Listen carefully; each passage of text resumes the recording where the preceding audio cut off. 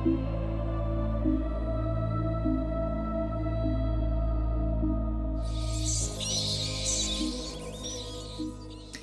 and welcome back to the Magic Story Podcast, your guide to the planes, events, and characters of Magic's multiverse. As always, I'm your host, Natalie. And I'm your other host, Harless. Now, today, listeners, we are headed back to the harrowing, the haunting, the oh-so-horrifying plane of Innistrad. Now, if you're not familiar with Innistrad, Innistrad is, of course, a Gothic-inspired horror plane. Like, really think that like true Gothic horror. It's got not only like monsters and magic everywhere, of course it does, it's a magic set, but it really like follows that sort of old black and white horror movie aesthetic. Oh yeah, my first thought is like the old black and white Dracula movie. Big time. Right, that's Innistrad. So while you might find, glitch ghosts on Duskmourn or demonic warlords on Alara, Innistrad is really just this plane of just true chilling horrors. We're talking vampires, of course. And werewolves. And humans, unfortunately, fighting for their lives every day amidst all of it. And it's this really medieval setting where you're going to have to take up like a literal pitchfork and fight for your life here. And make sure you're, getting the vampire through the heart on the way as they go down. Now, if you're curious about the history of this plane and its inhabitants, don't worry, because we've got a brief history of Innistrad that we're going to dive into right here, right now. So join us as we head into the multiverse.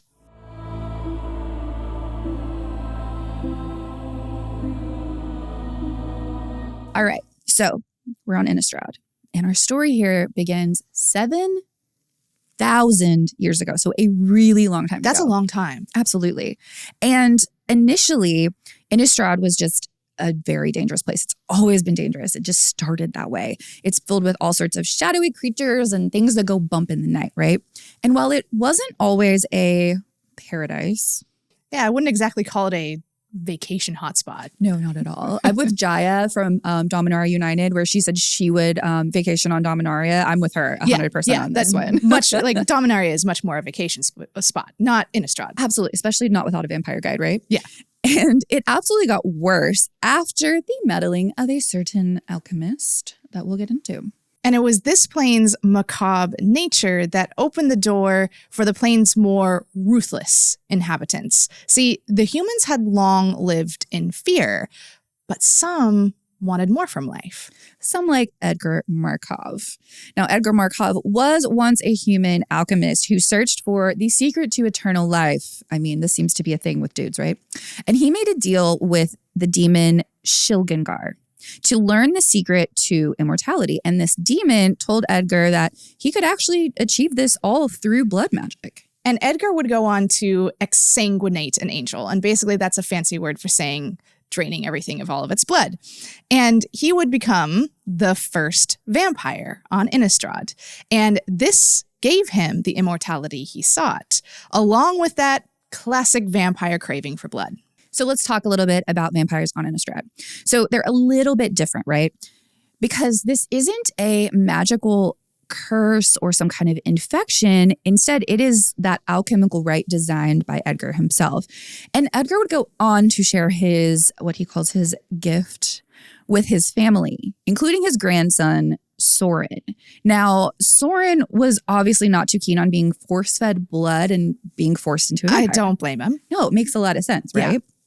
Now, when Soren returned to Innistrad centuries later, he would find that the human population on Innistrad was almost completely wiped out because there's not a natural predator for the vampires. And so the vampires they've gone wild. They have complete free reign to do whatever they want to these poor humans, which, again, not the best place to vacation if you're a human. Now, Soren would go on to create an angel that he would call Avacyn, which some of you may have heard of, as a defender of that humanity that was on the plane. And Soren actually then founded the Church of Avacyn in order to kind of connect Avacyn with the humans there. And yeah, I am excited to talk about Avacyn because Avacyn happens to be one of my favorite characters in Magic of all time.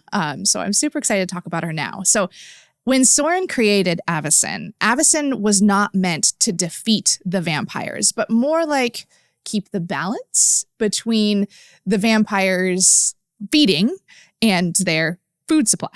Makes sense. And this brought her into conflict with several other villains on the plane, such as the demon Griselbrand. Oh, Griselbrand.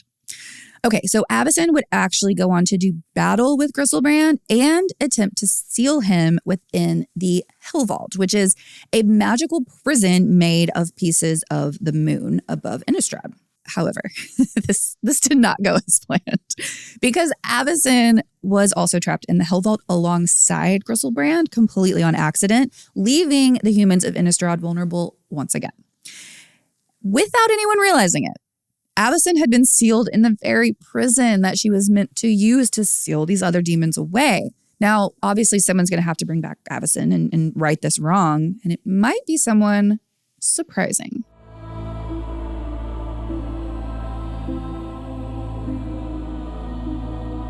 Without Avacyn to protect them, the vampires and demons of Innistrad struck back against the humans. The Church of Avacyn remained one of the last defenders of freedom, led by brave soldiers like Thalia. Thalia. We love Thalia. Now, Thalia had quickly risen through the ranks to become a well-respected cathar. She was charged with protecting the Hell Vault from those who would seek its contents. And for years, she defended the town of Thraben from hordes of zombies and packs of werewolves and everything else that goes bump in the night there on Innistrad. That was until Liliana, the infamous necromancer, came to the plane. And you might actually remember Liliana because we just talked about her. And we went over her story in Foundations, and you can actually learn more about her in our most recent episode called Meet the Multiverse. And in Innistrad, we see her in basically the pre-redemption part of her arc, which is a fancy way of saying an evil necromancer bent on seizing power at any cost. Yeah, that sounds about right. Yeah. And she wanted to take out Griselbrand due to an outstanding contract she had with him. Remember, she had made several deals with demons. It's kind of what she's known for. Yeah, it's what she's known for. And so she forced Thalia to open the Hell Vault and therein freed countless demons. And much to Liliana's surprise, absolutely not as intended, she freed Avacyn in the process. Oops. And that gave the people of Innistrad the last push that they needed to really overcome the monsters. So in a weird way, Liliana ended up being the reason the plane was saved. Like total accidental hero here, right? Just absolutely not intentional. This sounds like Liliana, though. Exactly. Yeah. Right? It's just that's what she does. It's accidental heroism. Exactly. Not ever purposeful. Not intentional. Yeah. Never intentional. And so it sounds like that's all, right? Like Avacyn is restored. The plane is saved. Seems pretty cut and dry. Well, we're forgetting about our favorite broody boy on Innistrad, Sorin. Oh, Sorin. Sorin has at this point made some enemies, and one of them is now out for revenge.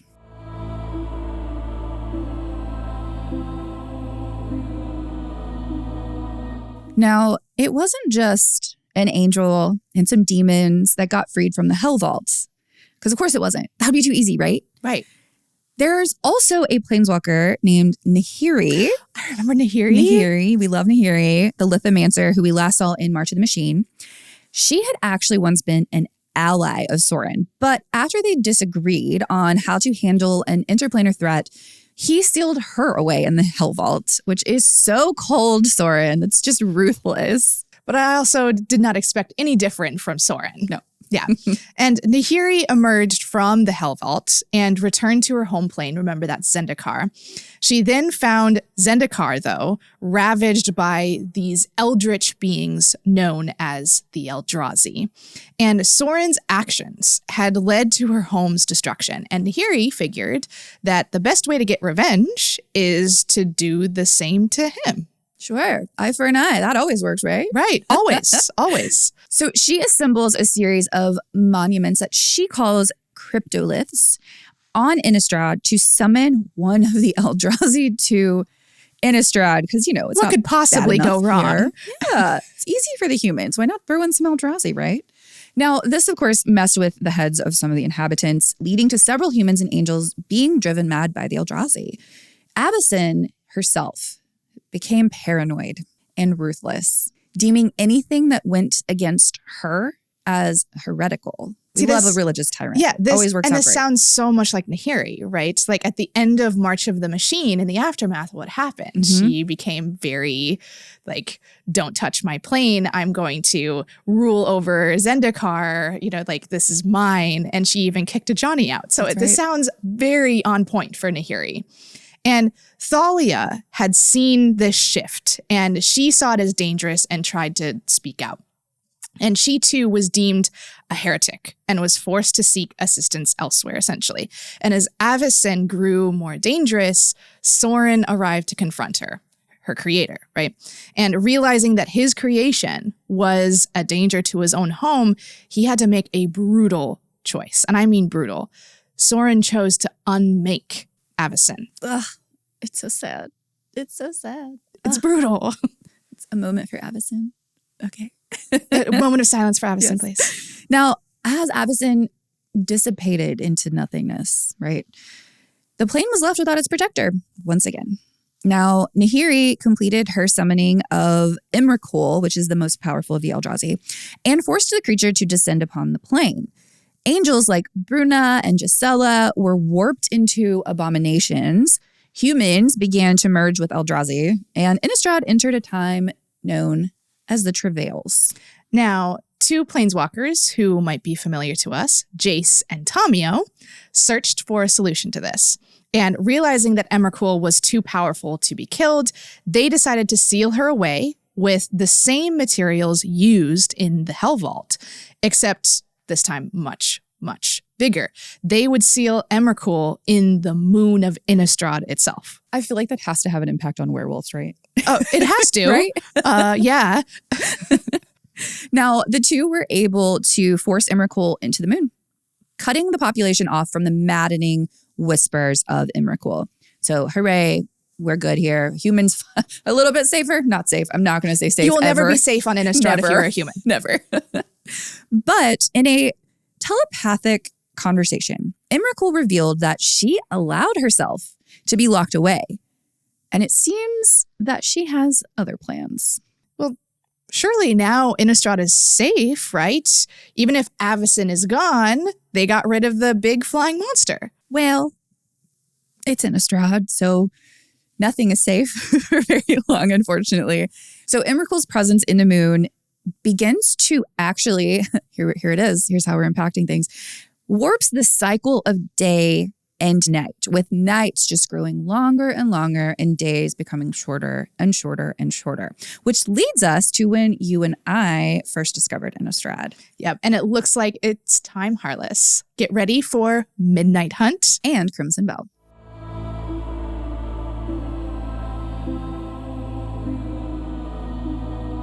So, fun fact for our listeners, this was actually when we were originally going to start the Magic Story podcast. Yeah, this set actually served as kind of our proof of concept, right? Like we actually wrote the script, we recorded it. This was back when Maris Malali was helping us quite a bit as well. So major shout out to Maris, without which this podcast literally would not exist. None of this would be happening. But anyway, so we're on to Midnight Hunt. Yeah, and so in Midnight Hunt, we find the humans desperate, obviously, and searching for hope without Avacyn, their protector. And as the nights are growing longer and longer and growing colder and colder with it, right? The humans turn to rituals of the Dawnheart Coven.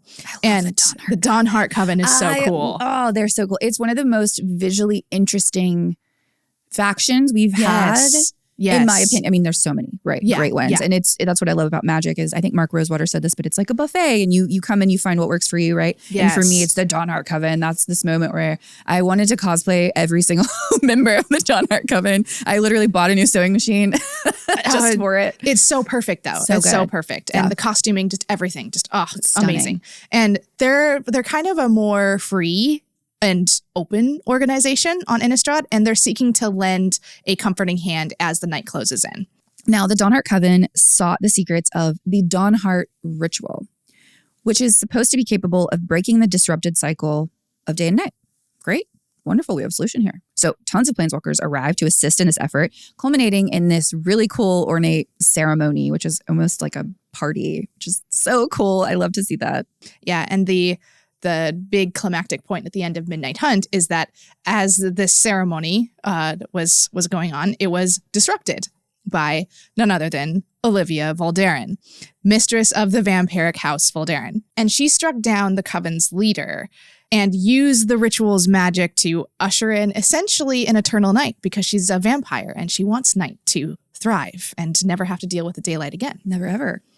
Okay, so Olivia begins an absolutely tyrannical reign on Innistrad. She demands blood tithes from the humans. So literally, your nightly, after you finish your skincare routine, you got to drain some blood, put it out in front of the door so Olivia can come get it, or her vampire servants can come get it in the night and bring it to her.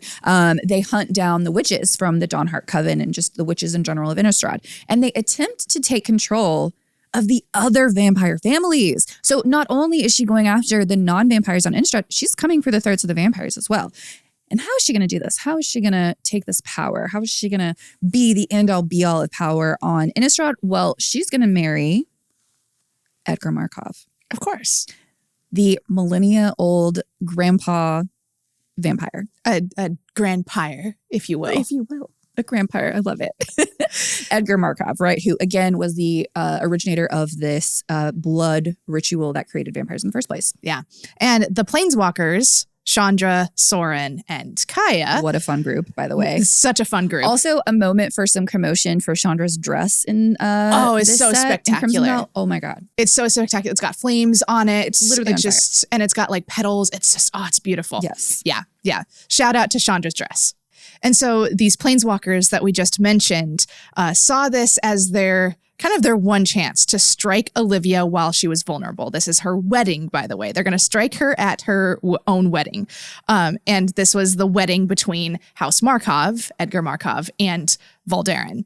And I have to say, I was literally a COVID bride when the set came out. And the fact, you remember. Yes, I do remember. And so I was engaged for 3 years before we got married because of COVID. And when this set came out and we were reading through the story, or before it came out, we were reading through the story, and I saw that they were going to interrupt her wedding, I pulled a, how dare you?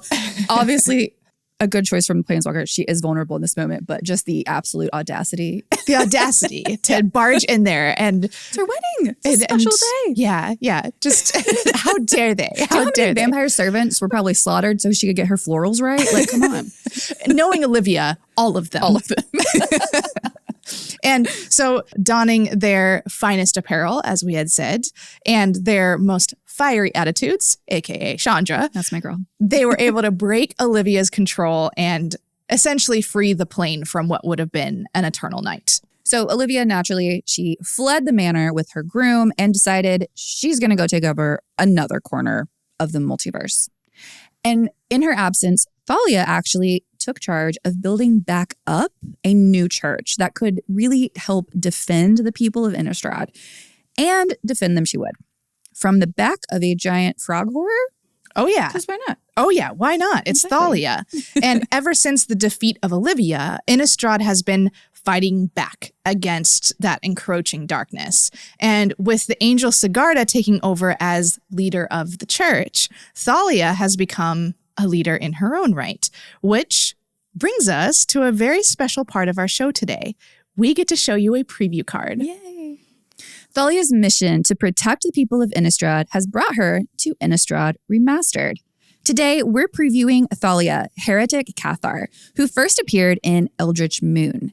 Thalia, Heretic Cathar, is a legendary creature, human soldier for 2 and a white.